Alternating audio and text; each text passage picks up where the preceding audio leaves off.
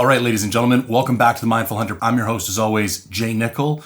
Last week, we did the worst tripod I've ever used in my life. And this week, we're going to do the best gaiters I've ever used in my life. Now, oddly enough, the research for this review has been going on technically for 22 years. So I was 23 years old the first season that I tree planted, and that would have been the first year that I wore a pair of Outdoor Research Crocs. Just to give you an idea how long Outdoor Research has been in the gaiter game. And they are part of the review that we're going to do today. I am going to compare 4 different pairs of gaiters. 2 are by the same manufacturer, and then we have 2 other manufacturers. So we have the Silverback Ultra and the straight up Silverback from Ape Equipment, located locally here in British Columbia. We have the Sitka Stormfront Gaiter, and as previously mentioned, the Outdoor Research Crocs. Now, as usual, I've used a forced ranking system in my spreadsheet. So we're going to compare price, weight, materials, sizing, fit, water resistance, breathability, closure and attachment systems, and origin of manufacture. The winner in each category gets a 1, and then the score gets higher as they move down. The winner overall will have the lowest score at the end of all the ranking. Now, for some context, as I mentioned, I wore the Outdoor Research gaiters on and off for 20 years. I wore them as a tree planter. I wore them as a forestry engineer. I've worn them as a hunter. I have extensive experience with them. They used to be by far and away the best option on the market. And then I would say maybe not quite 10 years ago, there started to be some serious competition for the Crocs. And now, I mean, everybody and their brother is putting out gaiters. There is a ton of options on the market. Now, the Sitka Stormfront, I have at least 2 years experience in, multiple deep winter hunts, a couple of sheep hunts, so lots of experience in those. And then I've actually been providing feedback on the development of the Ape Equipment gaiters for almost 2 years now. I've probably worn 10 or 12 different iterations. Alex, the lead designer and the owner of Ape Equipment, reached out after he saw my reviews, knew I was local, had no expectations whatsoever. He's like, listen, I'm working on gaiters. I'd love to send you a pair and just get your thoughts. And we've kind of been going back and forth ever since. I know there's a lot of other people that have been providing feedback as well, but the nice thing about working with Alex is that on several occasions, I gave like really clear and concise feedback. The next iteration he would ship out, any issues I had were addressed. So part of the reason that these are my favorite gaiters I've ever used is that any issues I had with them, I got to tell the lead designer directly and he fixed them for me. Now, to be completely clear, I am not financially involved with Ape Equipment in any way, shape, or form. I don't have any discount, affiliate codes.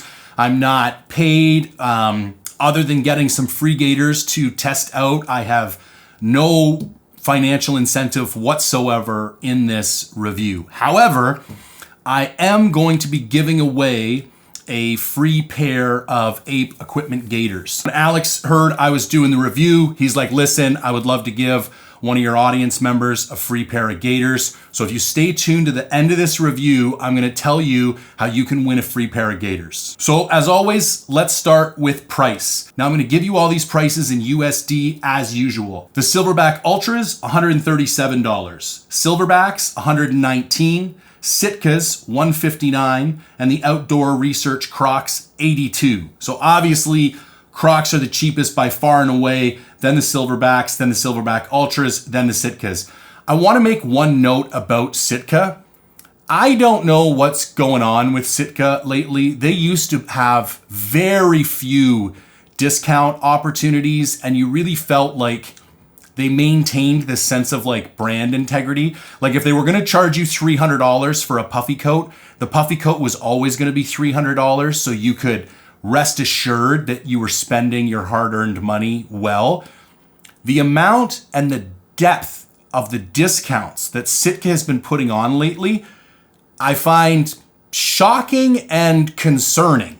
So I went to look at these gaiters this morning. They're $159, and I think they were 60% off. So technically, you could get the gaiters for $69 today. Now, how long is that sale gonna last? I don't know. But as a guy who used to be a behavioral insights consultant, I'd like to give a word of advice to Sitka or just express some concerns. You need to understand that you might be creating more sales opportunities, but you're alienating your current customer base. As a pretty loyal Sitka guy, I wouldn't say loyal Sitka guy. I wear all gear, but I really like Sitka gear. I do. I'm not gonna go pay top dollar for your pants knowing that 7 or 8 times a year, you may or may not decide to drop them like 40 to 60% off. I find these super deep discounts really unnerving because all you're really telling me as a consumer is that your markups are so severe that you can discount products by like 60% and still make money on them. So the rest of the year, I'm kind of just getting bent over. Like, anyways, this is a rant that doesn't really belong in this video, but I've seen as these boutique, and Sitka's never really been a boutique, hunting company, but there's other gear manufacturers that used to be smaller boutique gear manufacturers that would like set a price, leave a price. That's what it was. It was expensive as hell, but you were getting top-notch gear so you could sleep well at night knowing that you paid for what you got. As they get rolled up by these larger private equity firms, Stone Glacier is a prime example. First Light is another prime example. And they move to more of this I don't want to say common business place model, but these like deep discounts on a regular basis. I really feel like what you're doing, I think you're attractive to the newer hunter because they're like, oh, I can get this brand that everybody loves for super cheap. You're taking your loyal customers that have loved your gear for years, sometimes decades, and you're alienating them because you're making them feel like when we paid top dollar for that gear, now we wasted our money. Because if I'd just waited 6 months or a year for your sales to plummet, I could have gotten that gear for 50 to 60% off. All right, end of rant. But I felt like I had to let you know that, yeah, there is a deep sale on these Sitka gaiters. However, little foreshadowing, even at $70, I wouldn't buy these gaiters. Okay, up next, we're gonna move to weight. Now, I weighed these things, but I gave them all an equal score because there's literally like 0.2 or 0.3 ounce discrepancy. So all these weights are for one gaiter. So multiply by 2 to get the weight of the pair. So the Silverback Ultra's at 5.4 ounces, Silverback's at 5.9, Sitka's 5.7, OR Crocs 5.6. So with the biggest discrepancy being half an ounce between the lightest and the heaviest, I don't think the weight of these gaiters should factor into your buying decision whatsoever. Now, here's the category that does matter, materials. So what I'm gonna do is I'm gonna walk through the technical description of the materials in all 4 gaiters, and then I'm gonna give you some of my insights and practical feedback based on running these gaiters for multiple years and multiple seasons. So the Silverback Ultras, the upper material is a breathable, waterproof ripstop nylon. I want you to think like a not Gore-Tex, but Gore-Tex. Do you know what I'm saying?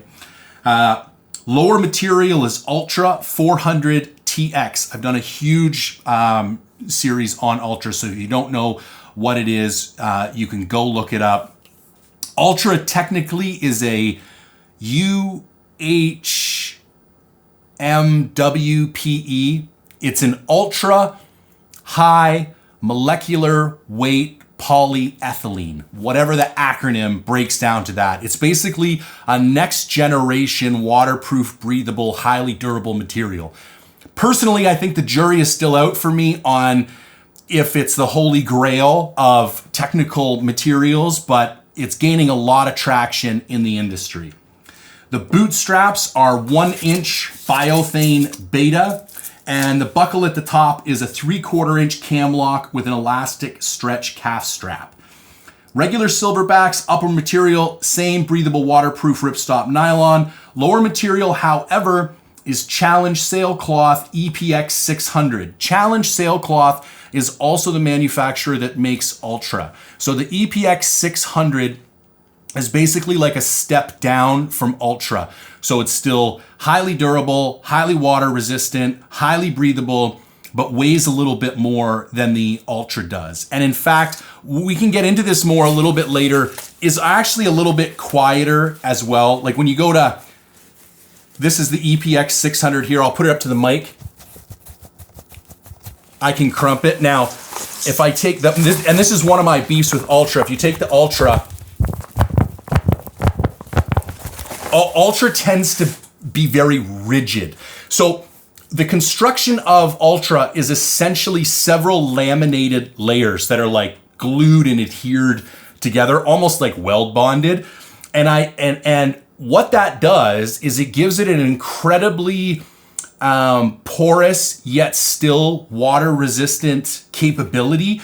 But in my experience, it gives it this kind of crinkly texture because basically the stiffness created by laminating several layers together kind of introduces this effect. Now, the bootstraps and the buckle are the same biothane and 3/4 inch cam lock. Essentially, the only difference between the Silverback Ultras and the Silverbacks is that bottom boot kind of covering material, the bottom, third or quarter here. It is Ultra on the Silverback Ultras and EPX 600 on the Silverbacks. So for the Sitka, we have a Gore-Tex upper. We have a 3-layer Gore-Tex and gripper elastic bottom. There's basically like this little kind of elastic rubbery component here on the bottom of the Gaiters. Now the strap is kind of this interesting ladder lock strap system. So basically there are these slits almost like molly webbing, and then there's this hoop buckle that you can put into the different straps to adjust the length. There's some pros and cons. We'll get into that in a later section. And then it has your fairly typical cam lock attachment for the calf strap here at the top. And then moving on to the OR Crocs, Gore-Tex 3L 100% nylon 70D plain weave upper leg panel. It's a Cordura 2L 1000D woven foot panel. And then there is actually a 420D pack cloth lining. So the nice thing about the Outdoor Research is there's technically 2 layers on the bottom. You have your 1000D Cordura on the exterior, and you have your 420D pack cloth on the interior. Same cam lock buckle closure as the Sitka, and then, the Achilles heel of the Outdoor Research Gaiters, and probably what instigated almost every other Gaiter designer to make Gaiters, the dreaded, classic buckle system that I can't tell you. Oddly enough, I have never broken one of these. I've gone through these straps many times. When you're tree planting, you destroy these because you're kicking a shovel all day. We used to wrap them in duct tape at the beginning of the season, and then as the duct tape wears down, you just peel it off and put more on to try and this is biothane as well. Oddly enough, I've never broken one of these buckles, but I've been on multiple hunts where these buckles have been broken, multiple days at work where those buckles have been broken. Not a high quality buckle. To say the least. Here's what we can say. Essentially, all of these Gaiters have an equivalent upper section. That is a Gore-Tex or Gore-Tex-like material, being that it is a semi-permeable, water-resistant, breathable layer with varying degrees of durability. But having tested all of these, I've only ever punctured the cloth, the upper, with 2 things. 1, a pair of corks. So when you work in forestry, you got to wear spikes on the bottom of your boots in most locations in British Columbia. And sometimes when you're walking, you'll kind of like drag your corks down your calf. And there's 2 kind of corks. There's Cermex and the old-fashioned ones. And Cermex have these little ceramic balls, so they don't really get sharp, and they keep a good size tip on them for a long time. But the old school ones come to a vicious sharp tip. I have definitely torn a hole in one of those before. And then I wonder if it's on this one or another one. It might be on the other one. My crampons. When I was on one of my winter goat hunts wearing crampons, I ripped a hole in the upper. Here's the deal. Nothing short of like a metal or some kind of ridiculous rubber is going to withstand either of those devices. So I don't think that's a testament to a lack in durability. I have beat the living hell out of all, like you can see these things, like they're all beat up. I wear gaiters all the time. I've never had a stick go through any of the uppers. There was an earlier iteration of the silverbacks where he was experimenting with another cloth and it wasn't holding up well, so he moved on to something else. Having since made that change, no amount of regular wear and tear has been able to puncture or tear any of the uppers, so I can't really say that any of them are more superior than the others. As far as their like waterproofness and breathability, they're all kind of the same. Now the bottoms, I do think there are some differences. If you're an ultra guy, you're gonna love the Silverback Ultras. For me, the jury is still out on that. What I like about the two Silverbacks and the outdoor research is how high the bottoms come up. Like it gives you more protection. That's where most of the water, here's the deal. I find what gets my boots wet most often, or like the worst, is wet grass or any type of wet undergrowth. Most waterproof fabric of any kind, and that includes your boots, it includes leather, I should say water resistant fabric of any kind, works extremely well as long as there is no pressure present. Like you can have water running over the surface, you can have water raining down on top of stuff, but as soon as you start to apply pressure, the way those semi-porous membranes work break down because you can essentially just force water right through those membranes. That's why when you're wearing a backpack, I don't care what rain jacket you put on, your shoulders are going to get wet because those backpack straps are going to compress the water through your rain jacket. Same thing happens with gaiters. When you start walking through grass and that underbrush is kind of forcing that moisture and that liquid into those membranes, I don't care what any of these are made of, short of rubber, you are going to get some water starting to push through. However, the bottoms are more resistant to that than the tops are. So I like that the outdoor research and the Silverbacks are higher. This is quite short down here on the Sitkas. Obviously it goes up higher on the outside and we'll get into like fit and function earlier, but the Sitka is also a much shorter gaiter in general. Here's the other thing gaiters do. A lot of moisture that goes into your boots, the exterior of your pants get wet. That in turn gets your socks wet. Your socks leach that water down inside your boots and your boots then get wet from the inside out. And so one of the reasons why I'll wear gaiters is just to keep my upper calves dry because that way the water doesn't leach down into my socks. Let's move on to sizing. One of the things that I find astonishing about Ape equipment, and I've talked with him, about his choice to do this many times, is that he still offers full custom sizing in both models. So when you go to the website, you have to send him 3 measurements and he literally makes those gaiters for you.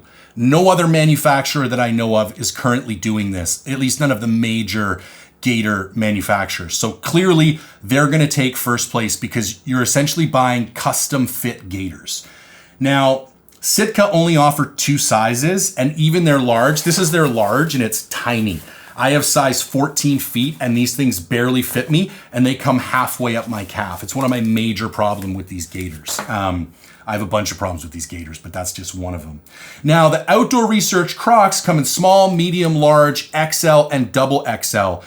And I feel like as long as you get the right size, there's basically two issues you're going to have with gaiter sizing. One is going to be the size and the length of your calf, like the diameter at the widest part, and then how long your actual distance from your instep to your knee is, because gaiters should technically close right underneath your knee. And then the second one is the shape of your boot, because you want the gaiter to hug snug around the entire circumference of your boot out to ideally that kind of last toe lace. And so making sure you have proper fit for both boot size and calf size, that's the issue with these predetermined sizes, is that, if you've got really big, like let's say you're a bigger guy and you only got size 10 feet, but you weigh, 270, 280, you could have giant calves. So you might be a medium for your boot size, but you got to size up to a large to get one that goes over your calf. So this is where I'm saying the outdoor research fit extremely well as long as your calf and boot size are consistent with their sizing scheme. But regardless of that, the silverbacks are light years ahead of everybody because you're going to get a custom built gaiter every time. Now that segues perfectly into fit. And this was one of the things that really set the silverbacks apart for me.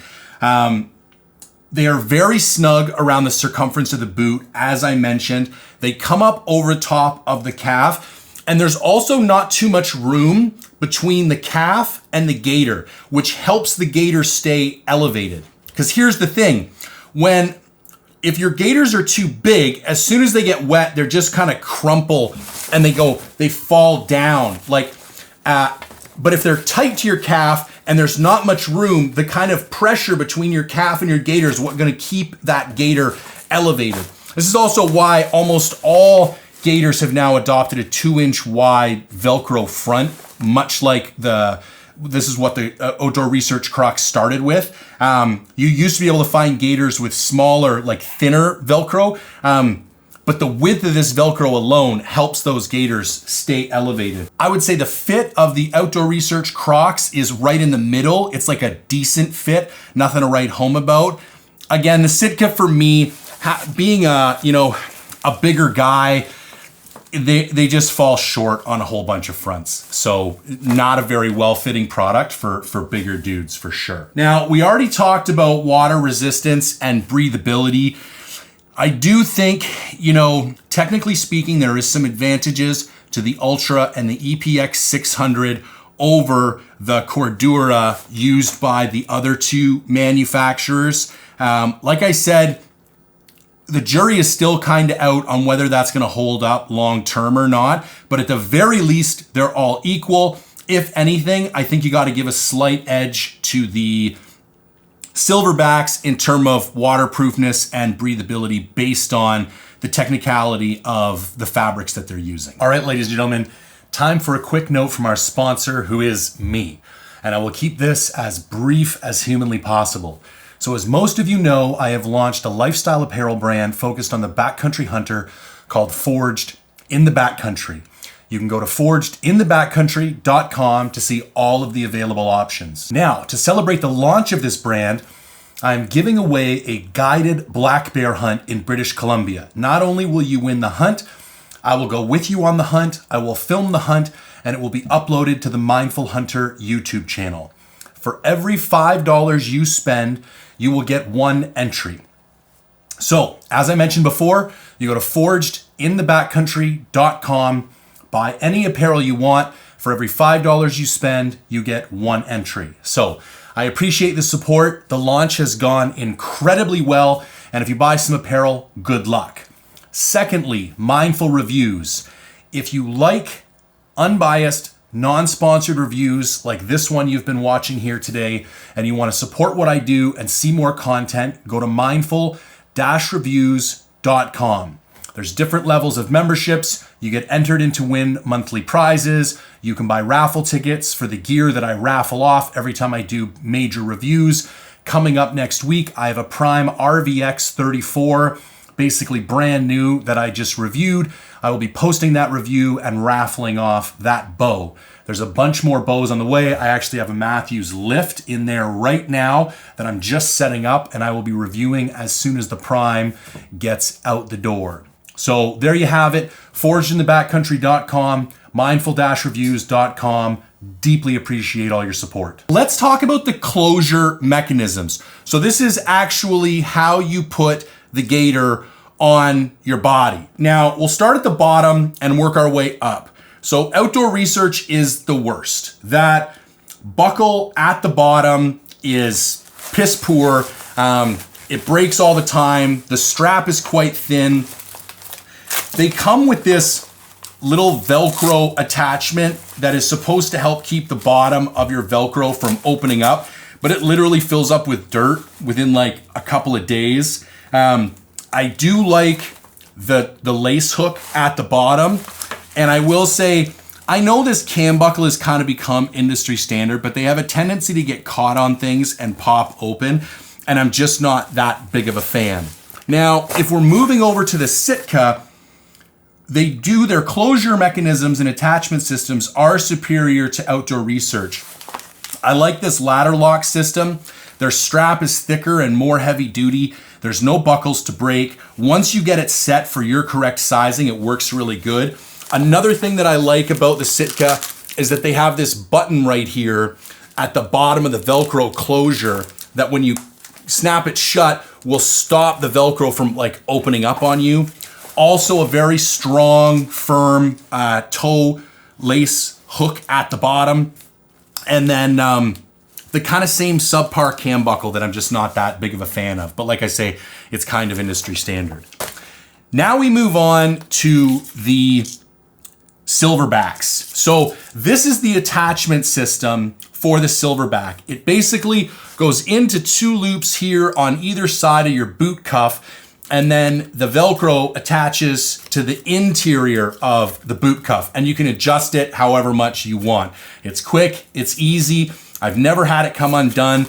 It is the beefiest, most reliable boot strap I have ever come across. Love it. So the silverbacks have moved to a more traditional buckle system for the calf loop closure, which I think is a little more reliable than the cam buckle used on the other two models. Now, the issue that I have with the silverbacks is that the lace hook at the bottom is inverted compared to the other two. So when you're looking down at your boots, the other two hooks curl over. So you basically got to pull the gaiter out and pull your lace under. Hooks lace, holds gaiter in place. Can be kind of a pain in the ass to get that hook out and over the lace.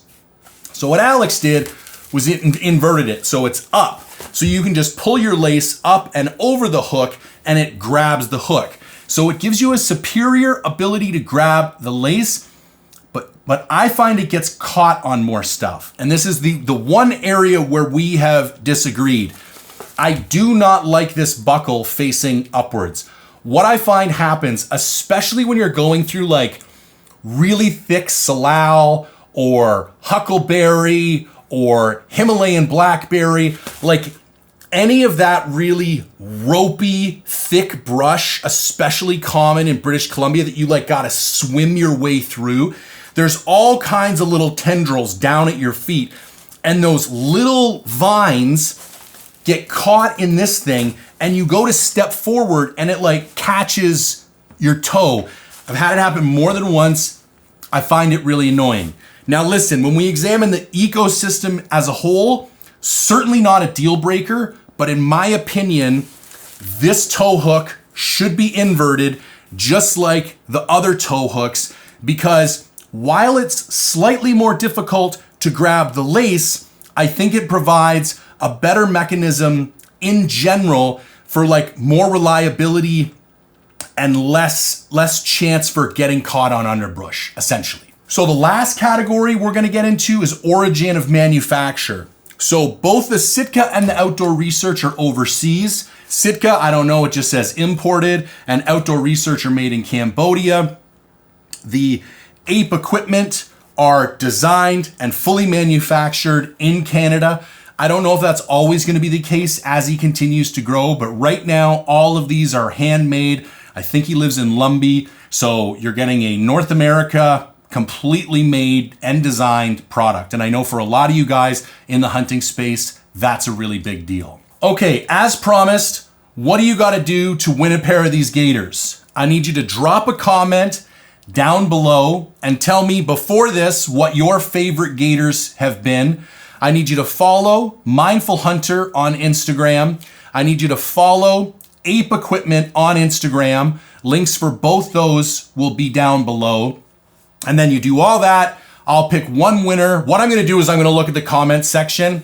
I'm going to randomize, use a random picker to pick a comment. And then I'm just going to make sure that your account follows both me and Alex. And if that's the case, then you'll win. If I pick your comment and I go and see you don't follow us, you won't win. So if you want to win a pair of gaiters, drop a comment down below, follow me, Mindful Hunter, follow Alex, Ape Equipment, and you will be entered to win. Final thoughts. Other than that toe attachment system, this currently for me is my favorite gaiter. Now, there's about a 25 Canadian dollar difference between the Ultras and the EPX 600. I think for my money, I would just go for the Ultras. It's only an extra 25 bucks. Am I 100% sure that Ultra is a better material than EPX 600? Like I say, I don't think we have enough field data yet. A lot of the testing that I did on Ultra backpacks did not prove very conclusive in regards to how effective that material was, as far as being like infinitely superior to like a DWR Cordura or something of the like.